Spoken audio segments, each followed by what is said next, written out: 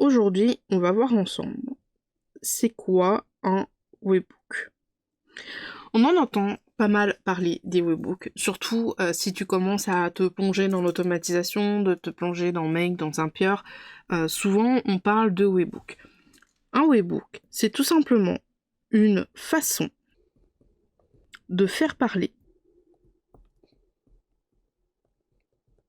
deux outils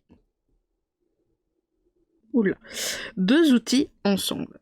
C'est par exemple, j'ai deux outils qui ne peuvent pas être liés entre eux, vraiment ils ne se parlent pas, c'est pas possible, et donc du coup, pour qu'ils communiquent ensemble de façon automatique, sans que j'ai besoin de faire quelque chose, il va forcément falloir avoir un lien entre les deux, et ça va être ça notre webbook. Je vais faire un exemple concret qui va nous servir tout au long de la vidéo. Je suis une gérante de e-commerce sur Shopify. Donc j'ai un premier outil qui s'appelle Shopify. J'ai une problématique sur ma boutique, c'est que à chaque fois dès qu'il y a une vente ou tous les mois, je suis obligée de venir manuellement mettre à jour mon espace Notion, c'est-à-dire dès qu'il y a une commande, je vais chercher si le client existe déjà dans ma base de données Notion de client.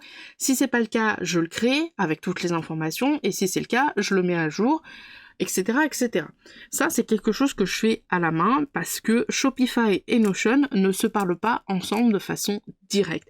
Ils parlent finalement deux langues différentes, la langue de Shopify et la langue de Notion. Le problème, c'est que j'ai beaucoup de commandes, ça me saoule un peu de faire du copier-coller et j'aimerais que ça soit un petit peu plus automatique. Donc pour ça, on va utiliser un webbook. Le webbook va faire quelque chose d'assez incroyable. Donc là je vais faire Shopify comme ça et je vais faire Notion. Comme ça. On a un événement. J'ai marqué Event, c'est événement en anglais. Ici, on va avoir une ou plusieurs actions. Et ici, on va avoir un résultat. Voilà. Notre webbook, lui, il va intervenir sur toute la partie de gauche. Donc, il va venir intervenir sur toute cette partie-là. En gros, je vais lui dire, dès que tu as un événement Shopify, et en particulier une vente, tu vas me récupérer toutes les informations de cette vente.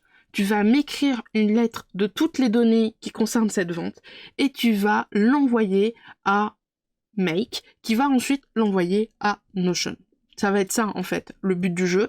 Ça va être de faire passer une lettre qui contient des données ordonnées et détaillées pour pouvoir que le résultat se fasse et que tout soit OK. En gros, il faut prendre, je pense que tu as deviné, il faut prendre un petit peu le webbook comme un énorme facteur, un facteur numérique finalement. Le facteur, lui, il va détecter qu'il y a une lettre dans la boîte aux lettres de l'expéditeur, c'est notre événement. Donc là, on a l'expéditeur. Et l'expéditeur, donc il va récupérer la lettre. Il va faire ici une livraison à Make. Et ensuite, Make, alors j'ai fait ma liste un peu long, Notion. Donc le webbook, lui, il va jusqu'à là, en fait, en vrai. Voilà. Dans cette livraison, dans notre lettre, on a, comme je l'ai dit, des données. On a par exemple le nom, le prénom, l'email, le numéro de téléphone, etc., etc. Ça, dans cette lettre-là, elle peut être au format XML ou en JSON. La plupart des outils digitaux, Notion, Tally, MailerLite, etc. sont principalement en JSON, mais je te montre les deux. Le JSON, on va le mettre à droite, et le XML à gauche. Le XML, ça ressemble au HTML, c'est un format en mode arborescence. T'en as certainement déjà entendu parler quand on parle de site internet, de sitemap. En fait, le sitemap, c'est tout simplement ton site internet d'un point de vue XML pour que les moteurs de recherche puissent vraiment voir finalement la structure de ton site, donc la home page, les pages principales, les pages secondaires, etc., etc. Dans notre cas, ça fera un truc comme ça. On a commande, et ensuite on a des sous-balises, comme ceci.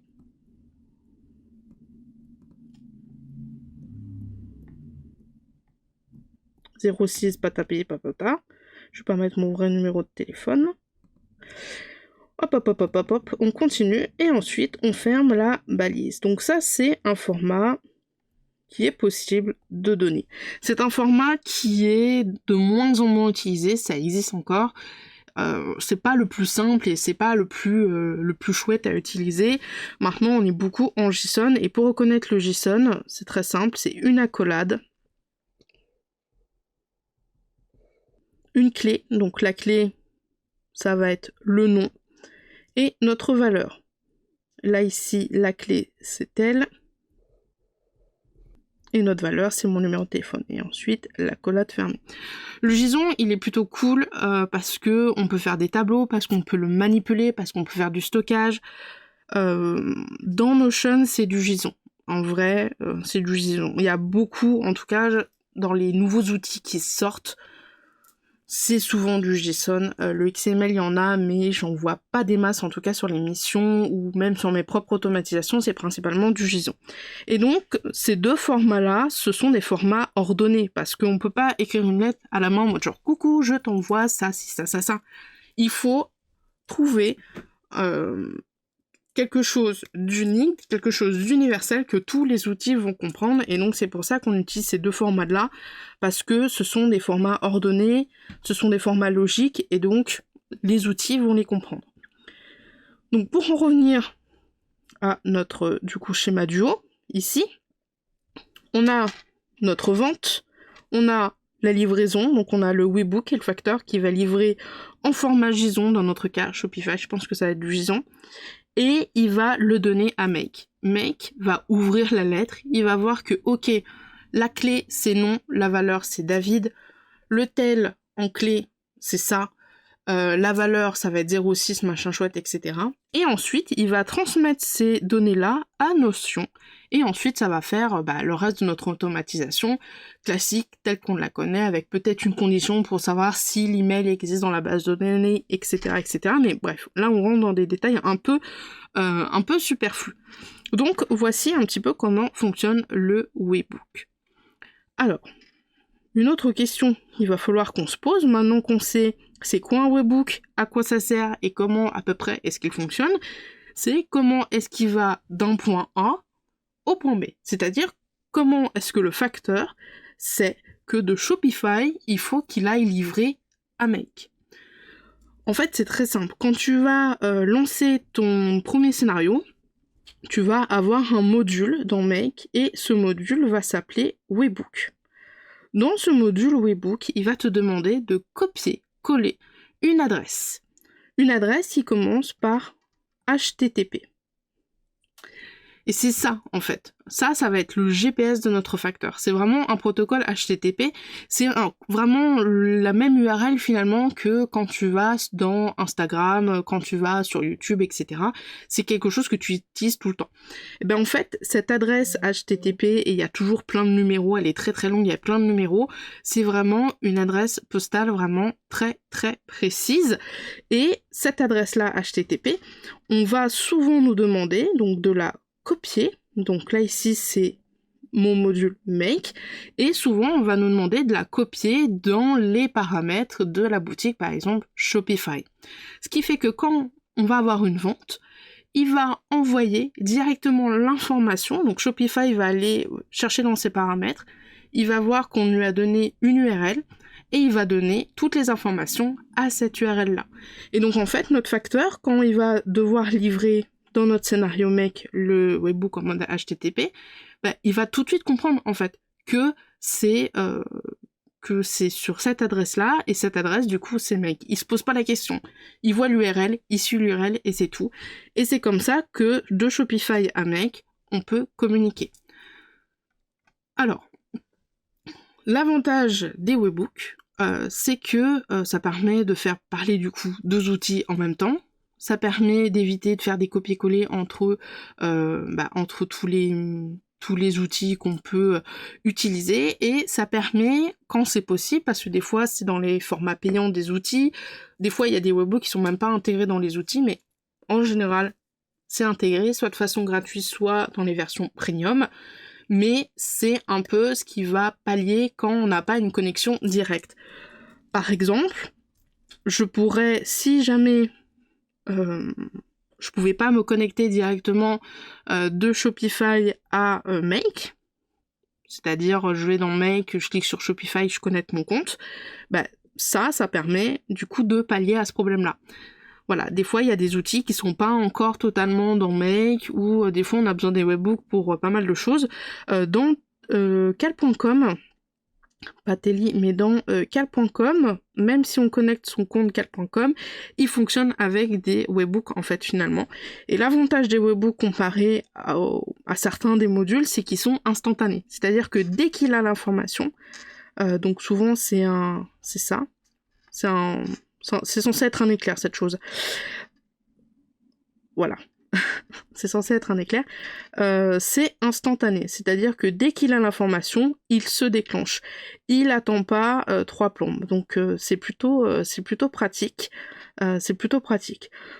Par contre, si tu as des outils dans Make qui fonctionnent qu'avec un webbook, là où ça va poser problème, et là ça dépend des outils que tu utilises, c'est que tu vas pas pouvoir manipuler les données. En fait, le webbook, il va que dans un sens. Il va que du point A au point B. C'est-à-dire, il y a un événement qui se passe, ça déclenche quelque chose et ça fait l'action. Si dans Make, il y a un outil que tu utilises qui fonctionne qu'avec les webbooks et que tu as besoin de faire une modification, par exemple, tu as une commande Shopify, imaginons Shopify, il a que les webbooks, imaginons tu veux faire une modification de façon automatique de ta commande avec une automatisation, il va falloir passer par autre chose. En fait, on peut pas manipuler des données d'un webbook. Le webbook va toujours d'un droite à gauche, mais on peut pas dire voilà, à partir du webbook je vais venir faire un changement de nom de façon automatique, je vais venir mettre à jour un client de façon automatique, c'est pas possible. Le webbook vraiment c'est un facteur, et le facteur lui il fait juste le relais d'un point A à un point B, il va pas venir modifier les données, etc., etc. Bref, j'espère que cette vidéo aura été claire pour toi. Si jamais tu as des questions, n'hésite pas, et j'espère que maintenant tu sais un petit peu plus c'est quoi un webbook.